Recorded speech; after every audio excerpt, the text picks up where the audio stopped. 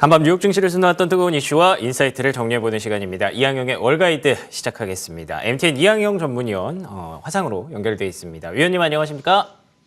네, 안녕하세요. 이항영입니다. 네, 안녕하십니까? 오늘의 인사이트 바로 열어보도록 하겠습니다. 오늘의 인사이트는요.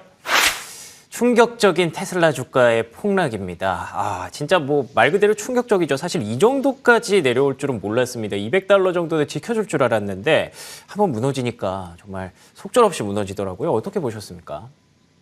네, 한마디로 충격적인 소식이 나왔다고 밖에 설명드릴 수밖에 없겠고요. 한결같이 월가의 애널리스트의 실망한 모습이 역력하다라고 일단 먼저 말씀드릴 수 있겠고요. 지금까지 집계된 걸 보면 최소한 8군데 증권사가 목표 주가를 하향시켰다라고 일단 먼저 좀 말씀드리고 싶습니다. 대부분의 재무 항목이 기대 이하로 나왔다고 어저께 간단히 어저께는 요약해서 속보성만 전해드렸는데요.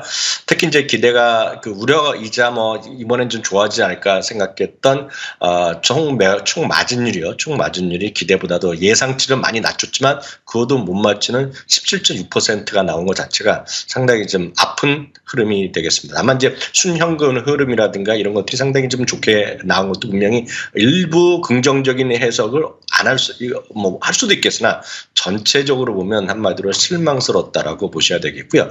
분야별로 보더라도 쉽게 해서 에너지 저장 장치 사업 정도 제외하고는 눈에 띄는 부분이 없었습니다. 전체로 보면 한 가지만 이해하시면 되겠습니다. 어찌되었건 분기별 매출 증가율이 3.5% 수준으로 떨어졌거든요. 이것은 2020년대 한 2분기 이후 최저 수준까지 떨어졌습니다. 아시다시피 이제 성장주라고 대부분 테슬라를 생각하시는데 성장주란 거는 이익금도 나중에 가더라도 매출이 크게 늘어나야 되는데 매출이 3.5%밖에 늘지 못하는 것은 어떤 경우가 되더라도 변명하기가 쉽지 않다라고 이해하시면 되겠습니다. 그럼 상대적으로 최근에 엊그저께 실적 발표하면서 오늘까지 지금 랠리를 이어가고 있는 넷플릭스는 어떠냐는 거죠. 넷플릭스의 분기별 매출 증가율 똑같은 형식의 그래프를 보여두면 넷플릭스는 3분기 연속으로 분기 매출이 급증하고 있다는 겁니다. 바로 이 부분이 양사의 차이라고 보셔야 되겠습니다. 다음은 구체적인 항목, 구체적인 내용이 어땠는지 그리고 왜 도대체 이렇게 떨어졌냐는 것인데요. 2024년의 실적 전망의 구체적 제시가 결여됐습니다. 그래서 예를 들어서 매출의 가이던스 얼마 되고 이게 가이던스 얼마 되고 일반적으로 회사 다 하지 않습니까? 이거같이 결여됐다고 보셔야 되겠고요. 특히요. 2023년 대비 2024년의 금액이 아니라 판매 대수, 영어로 볼륨인데요. 볼륨의 성장률이 둔화될 거라고 얘기했는데 둔화될 수도 있죠. 둔화될 수 있다는 것인데 그 앞에 우리가 이제 문법으로 보면 부사가 들어갑니다. 우리 형용사 부사가 있는데요. 노터블리라는 아주 심각한, 현격하다, 좀 더 안 좋게 표현할 수도 있는데요. 심각히 둔화될 수 있다는 그 단어가 들어간 것이 상당히 컸다라고 보셔야 되겠습니다. 다만 두 가지 정도는 그나마 좀 긍정적으로 볼 수 있겠는데 그것은 저렴이 모델이라고 하죠. 그래서 모델 2가 될지 뭐라고 될지 모르겠지만 그것이 2025년 중반에 좀 출시될 수 있다라는 것들 그리고 비용 차량 판매 대수에 따라 비용이 그러는데 그것은 감소하고 있기 때문에 장기적으로 보면 자동차만 많이 팔리면 이익은 좋아질 수 있다. 이런 기대감은 가질 수 있겠습니다. 다음은 주요 증권사의 평가를 먼저 보겠는데요. 대표적인 소위 불리시한 이렇게 보는 분이 모건 스탠리 애담 조너스입니다. 그나마 이분은 아직까지 목표 주가를 바꾸지는 않았지만은요. 향후 전망에 대해서 이렇게 부족한 수준의 세부 정보를 제공한 다른 회사를 찾기 힘들다 랄 정도로 혹평을 했습니다. 한편 쉽게 얘기해서 정보를 거의 나눠주지 않았다는 겁니다. 이 상태를 갖고 어떻게 우리가 월가에서 전망이나 분석을 할 수 있겠냐 이런 얘기하는 거겠고요. 그것은 두 가지 정도 이유가 있을 거라고 추정을 하고 있는데요. 가시성이 나쁘다. 그러니까 예측하기가 아마 테슬라도 어렵다. 그리고 테슬라의 통제를 범위를 벗어난 광범위한 정계 시장의 하방 위험이 있다는 것을 있다는 인상을 좀 반떴다는 얘기거든요. 그래서 아주 안 좋게 얘기합니다. 그러면서 전체적으로 5가지의 포인트를 제시하기도 했습니다. UBS는요. 테슬라의 주가가 현재 가격 수준에 머물 것이라고 완전히 혹평하고 있고요. 특히 가장 아픈 말은 이거죠. 신규 혹은 추가 매수할 이유를 자신은 거의 찾을 수 없다라고 혹평을 했습니다. 바클레이스는요. 불투명한 전망으로 주가의 하방 압력을 강화시킬 것을 하면서 목표 주가를 내렸고요. 웰스파고는 최근의 가격 인하로 인해서 단기적으로는 판매 증가가 기대할 수도 있다는 얘기하고 있습니다. 그렇지만 마진율 확보에는 어렵기 때문에 지금은 이 상태에서 뭐 움직일 수 있겠으나 금년 하반기에 주가에 추가 하락 가능성이 있다라고 보고 있겠고요. 도이치방크는요, 2024년 매우 제한적인 물량 증가, 이렇게 회사 측에서 얘기하는 건데요. 그러면 결국 이익이 좋아지긴 쉽지 않다는 얘기하고 있습니다. 특히 전까지만 하더라도 이익이 올해 좀 늘어나서 2022년 수준은 갈 거라고 생각하였는데 그에 대한 회의적 시각이 있다라고 보셔야 되겠습니다. 다음은 골드만삭스가 되겠는데요. 장기적으로 분명히 테슬라가 좋은 위치에 포지션이 있는 건 사실이지만 차량 인도라든가 딜리버리라든가 이익 측면에서 보면 단기적으로나 중기적으로 성장 둔화에 문제가 있다는 얘기하고 있습니다. 사실 제일 좀 심하게 언어로 사용하고 비판한 것은 웨드 부시의 댄 아이브스입니다. 아시다시피 웨드 부시의 댄 아이브스는 테슬라나 애플을 뭐 가장 좋아하는 대표적 인물 중에 하나인데요. 테슬라의 실적과 어닝컬 한마디로 난파된 쉽게 얘기해서 표현이 한국말로 표현하면 적절한 표현은 없는데요.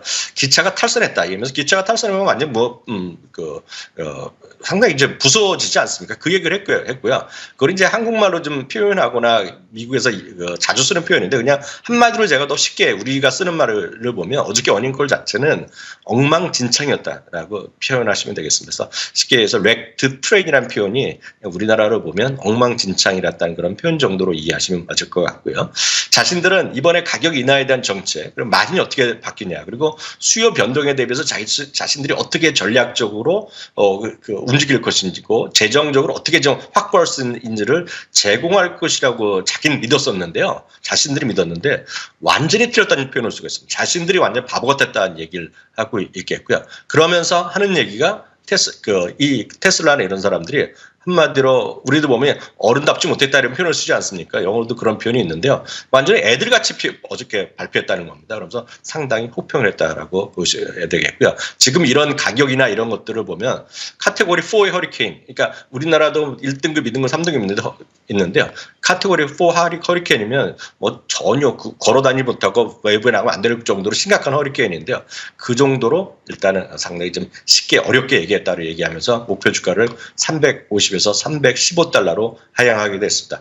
여하튼 지금까지 나온 걸 보면은요, 월가의 투자 의견을 종합해 보면 최소 8곳이 목표 주가를 내렸고요. 한 곳은 투자 의견도 내렸습니다. 투자 의견을 내린 것은 KGI입니다. 매수해서 중립을 내렸습니다. 반면에 말씀드렸다시피 넷플릭스는요, 이번 실적 발표 이후에 최소 12곳이나 목표 주가를 상회하면서 주가가 급등했다라고 보셔야 되겠고요. 참고적으로 한 두 가지만 말씀드리면 오늘 주가 하락으로 인해서요, 테슬라는 미국에서 시가총액 탑10에서 떨어졌기 때문에 이제는 탑10 주식이 아니라 탑11 주식이 되겠고요. 탑10에 위치는 브로드컴이 10위권에 올라섰습니다. 연초 대비 매그니피션트 7 주식 중에서는 테슬라만 지금 유일하게 하락한 종목으로 기록되게 되었습니다. 알겠습니다. 와, 월가의 평가를 들어보니까 생각보다 좀 굉장히 신랄하네요. 예, 심각하고요. 뭔가 좀 감정적인 부분도 있는 것 같고요. 여러 가지로 지금 현재 테슬라의 현 주소가 어떤 상황인지 느끼게 해주는 그런 브리핑이었던 것 같습니다. 그리고 테슬라와 브로드컴이 자리를 바꿨다는 것도 이것도 뭔가 좀 의미가 있지 않나라는 생각이 드는데 반도체주의 강세가 지속되는 상황에서 조금은 아쉬운 소식이 있었습니다. 인텔이 장 마감 이후에 현재 실적을 발표했는데요. 현재 시간의 주가가 6.8% 정도 급락세가 나오고 있습니다. 보시는 것처럼 매출과 주당 순이익에서는 뭐 크게 문제가 있었다라는 느낌이 나는 것은 아닌데 어떤 부분에서 문제가 있었는지 좀 궁금하거든요. 위원님 어떻게 보셨습니까? 네, 인텔은 지금 시간에서 주가 하락을 하고 있는데 매출과 이익은 뭐 생각보다 좀 좋게 나왔습니다. 다만 많은 다른 소위 최근 들어서 어저께도 말씀드렸다시피 마이크론 테크놀로지 그리고 TSM 정도 그리고 ASM이 상당히 가이던스를 2024년 내지는 예를 들어서 ASM은 올해는 뭐 여전히 작년 수준이지만 내년에 엄청난 수요가 있을 것이라는 얘기하면서 상당히 기대감을 불러일으켰거든요. 근데 지금 인텔은 2024년, 현재 2024년의 가이던스를 예상치에 못 맞췄거든요. 바로 그것 때문에 주가가 상대적으로 밀렸고 그동안에 올라간 것에 대한 차익 물량이 좀 나오고 있다는 정도로 간단히 이해하시면 되겠습니다.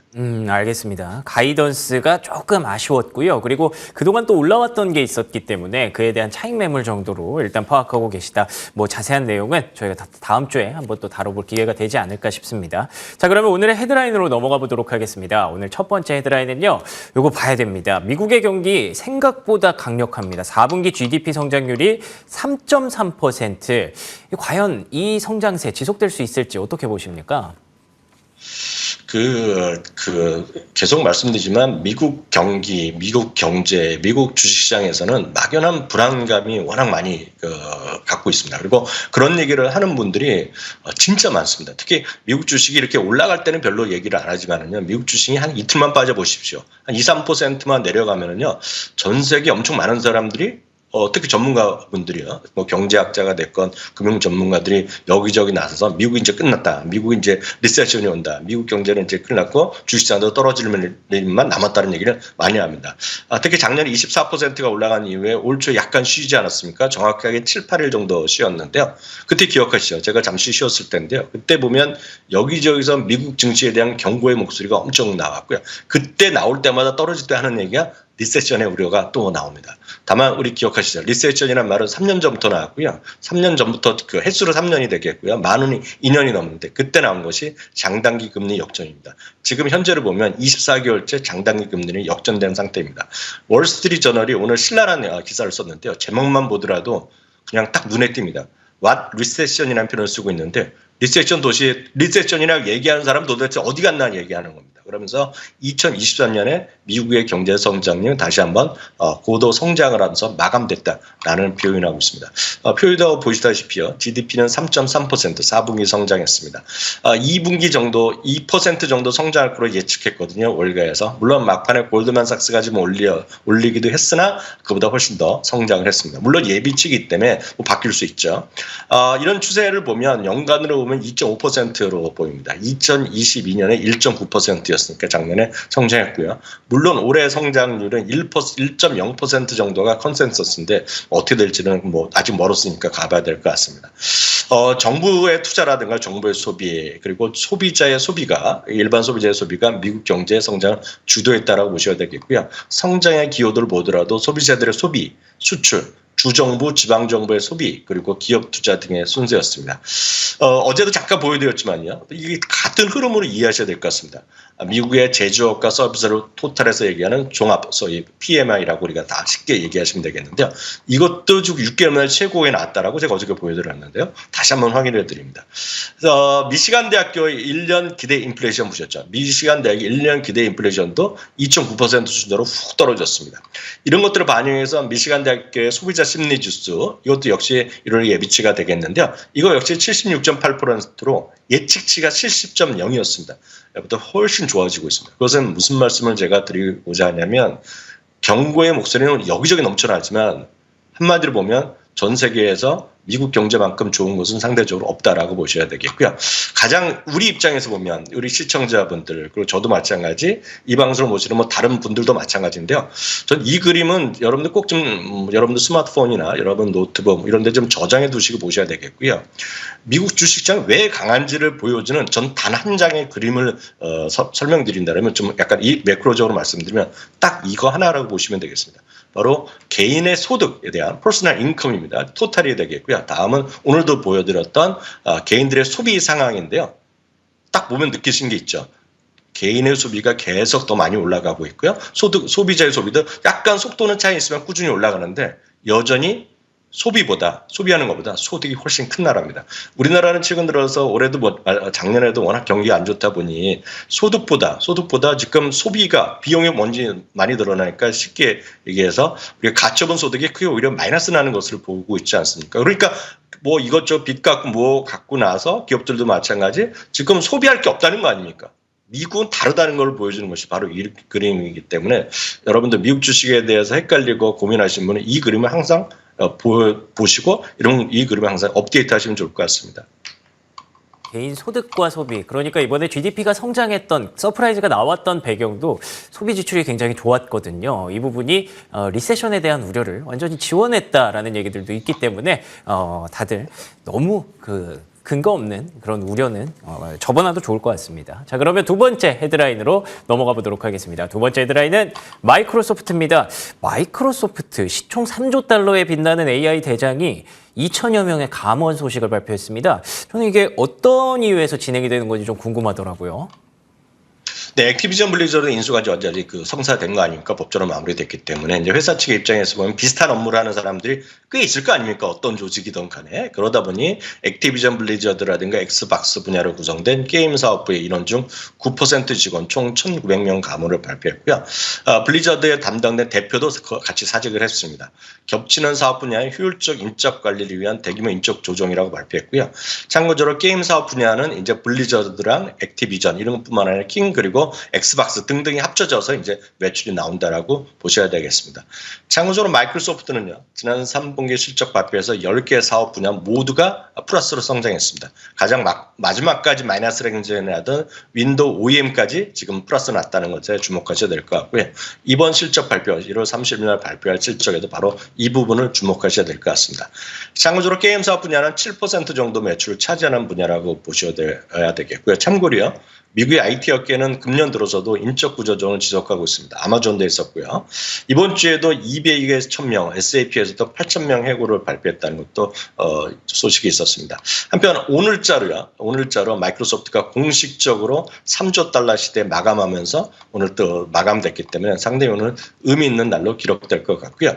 마지막으로 마이크로소프트에 대한 월가의 투자 의견은 55명의 애널리스트 기준으로 강력 매수, 목표 주가 평균은 424달러 정도에 와 있다는 것도 참고하시면 좋겠습니다.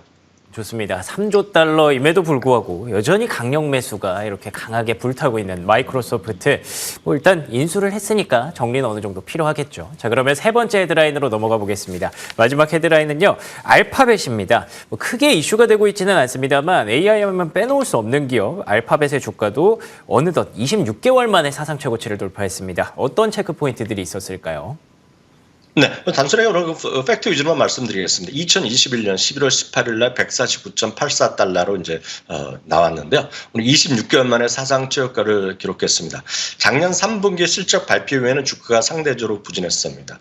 클라우드 분야의 성장성이 둔화됐습니다. 딴 회사, 즉 예를 들어서 마이크로소프트와 아마존에 비해서 약간 둔화되는 것을 보여줬었는데 전망에 대해서도 미흡한 결과 좀 실망스러웠기 때문이었는데요. 실제로 이번에도 마찬가지 그런 클라우드라든가 그리고 광고 시장에서의 발표가 역시 1월 30일 날 발표되는데 핵심적인 포인트가 되겠고요. 참고적으로 주당 이익은 1.61달러에 매출은 852억 달러가 전망되고 있습니다. 한편 실적 전망의 신뢰도가 워낙 상당히 좋았던 회사인데 2022년에 지금 3분기, 4분기 연속으로 지금 실적이 미스했었거든요. 그렇지만 작년은 1분기, 2분기, 3분기 연속으로 기대 이상하면서 실적 전망의 신뢰도가 상승하고 있기 때문에 다음 주 10회에 발표될 실적에도 좀 기대해봐도 좋지 않을까라는 생각 전해드리고 싶네요. 좋습니다. 역시나 계속해서 느끼는 거지만 미국 주식은 좋은 이유가 있고요. 좋은 종목들이 계속 또 가는 이유가 있습니다. 알파벳, 마이크로소프트 다음 주에 이제 실적을 발표할 예정인데 다음 주 또 메인 이벤트 기대가 되네요. 지금까지 이항영 MTN 전문위원과 함께했습니다. 오늘도 좋은 말씀 고맙습니다. 네, 감사합니다.